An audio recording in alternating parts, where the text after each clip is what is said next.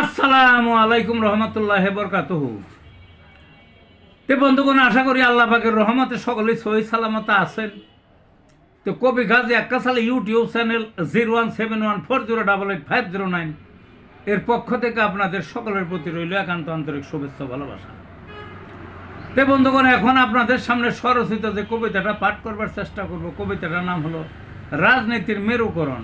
এই যে সামনে যে ভোট, এই ভোটের আগেই দেখবেন সব দলে মিলে একাধিক মেরুকরণ হয়ে গেছে রাজনীতির। সেই সম্পর্কে কবিতাটা লেখাতে কি, কবিতাটার নাম কি? রাজনীতির মেরুকরণ। রাজনীতিতে মেরুকরণ দুইটি ধারা দেশে, ভারতপন্থী স্বদেশ প্রেমী যে যার মতো করে। ছোট্ট দল জোট বেঁধেছে বড় দলের সাথে, দুই শিবিরে পাল্লা পাল্লি ভোটকে সামনে রেখে।